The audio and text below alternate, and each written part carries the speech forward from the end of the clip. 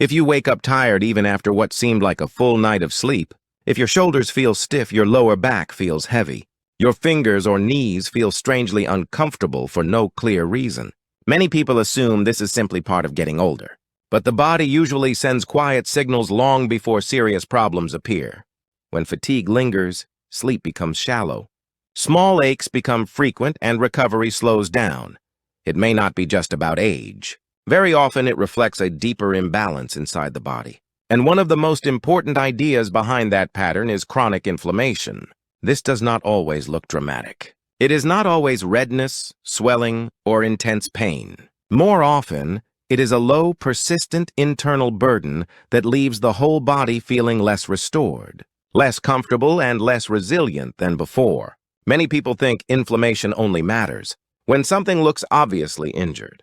But the more common form that affects daily life is often subtle. You may feel heavy in the morning, sore after minor activity, slower to recover from a cold, slower to heal from small wounds, more sensitive in digestion, and less satisfied even after sleep.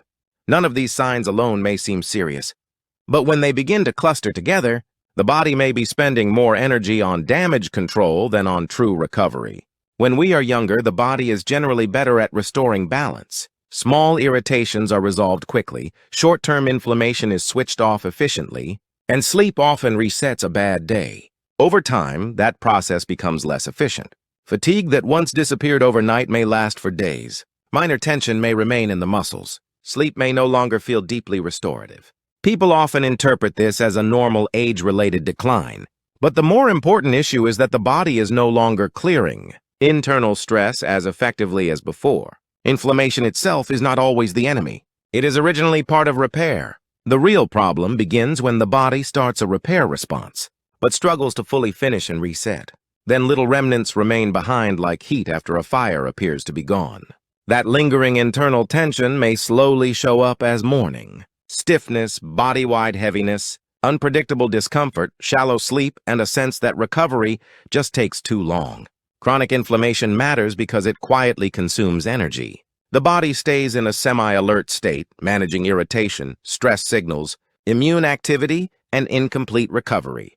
This can leave a person feeling tired in the morning, drained in the afternoon, and restless at night. Even when the body is exhausted, it may not fully settle into deep restoration. This is why inflammation, sleep, and immune function are so closely connected. When the internal environment is calm, sleep improves. When sleep improves, recovery becomes more effective. When recovery becomes more effective, inflammation can settle more naturally. But once this cycle is disturbed, small fatigue can become persistent. Fatigue and small aches can become the background of everyday life. This is why it is helpful to stop looking at pain, poor sleep, and tiredness as separate problems. In many cases, they are different expressions of the same internal imbalance. At this point, many people start searching for supplements. They look for something for joints, something for circulation, something for immunity, something for sleep. Yet even with good intentions, the results are often disappointing. The reason is simple. Reducing the visible discomfort is not the same as changing the environment that keeps producing it. Temporary relief and long-term resolution are different goals. If the structure that keeps generating internal stress is never addressed, the cycle is likely to continue. That is why the real question is not only what to take, but what in daily life keeps the body from fully recovering. One major factor is poor sleep. Sleep loss does not simply cause next-day tiredness. It also reduces the body's opportunity to resolve inflammation, reset hormones, and restore tissue. When sleep timing is irregular, when waking happens repeatedly during the night, or when the body never reaches deep rest, internal stress can accumulate more easily. Another major factor is unstable blood sugar. This is not only about eating sweets. Sugary drinks, sweet coffee, pastries, frequent snacks, and even large portions of fruit without balance can create sharp swings in blood sugar.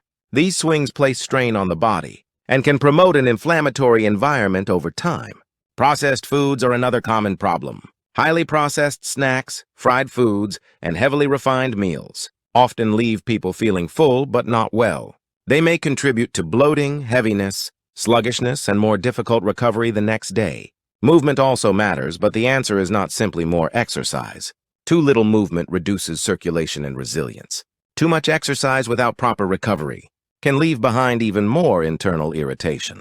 If a workout leaves you feeling destroyed instead of refreshed, the body may not be handling that level of stress well. Emotional stress also plays a powerful role. Stress cannot be eliminated entirely, but if there is never time to release it, the body may remain in a low-level defensive mode. This affects digestion, sleep, muscle tension, and inflammation. Gut health is also deeply relevant. Frequent bloating, gas, constipation, or diarrhea may signal that the digestive system is not stable. Since the gut is closely connected to immune activity, a troubled gut can contribute to a more reactive internal state. Once this is understood, it becomes easier to see why. Chronic inflammation usually cannot be solved with one single solution. Daily habits create the environment, and the body responds to that environment over time. Even so, certain compounds may still be helpful, and one that often comes up in this discussion is curcumin, a key component derived from turmeric. Many people know turmeric simply as a spice, but curcumin has drawn attention because it appears to support the body in calming excessive inflammatory signaling. Its role is not best understood as dramatic pain suppression. Instead, it may be more useful to think of it as part of a broader strategy to reduce unnecessary internal reactivity. This is why it often works better when viewed as a gradual support, rather than a fast-acting fix. Some people do not notice a dramatic difference in a day or two, but over time they may feel less stiffness in the morning, fewer background aches, and a greater sense of comfort in the body. These are not flashy changes, but they can meaningfully improve daily life. Going upstairs may feel easier. Getting out of bed may feel less awkward. The body may feel less resistant to movement. Curcumin is also often discussed because of how it needs to be taken. It is not absorbed very easily on its own, which is why taking it with food, especially with some dietary fat, may be more practical. Many formulations also combine it with piperine from black pepper or use specialized delivery forms to improve absorption.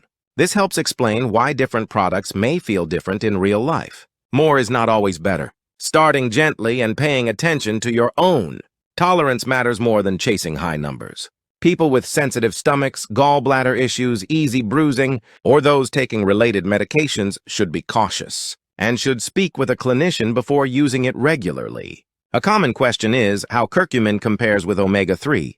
The two are often discussed together, but they are not identical. Omega-3 is widely known for its role in supporting cardiovascular health and helping regulate inflammatory responses.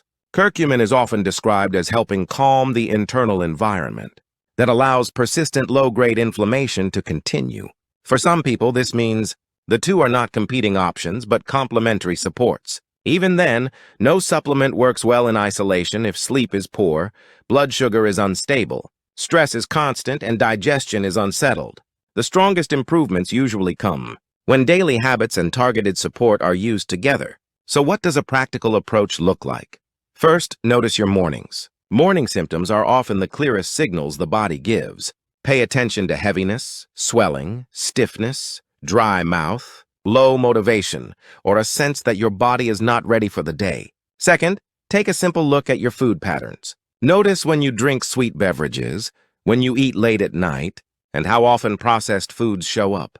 Patterns often become visible once you start paying attention. Third, look at sleep quality rather than only sleep length. Waking often, feeling unrefreshed, or having difficulty settling into sleep are all relevant clues. Fourth, move consistently but gently enough that your body can recover. Walking, light strength work, stretching, and sustainable movement often support the body, better than intense bursts followed by long recovery. Fifth, reduce the most inflammatory parts of the diet before trying to perfect everything, cutting back on sugary drinks, late-night eating, and heavily processed foods, while increasing protein, vegetables, and simple, balanced meals can make a meaningful difference. Sixth, if digestion is sensitive, choose foods your gut tolerates well instead of forcing supposedly healthy foods that leave you bloated and uncomfortable.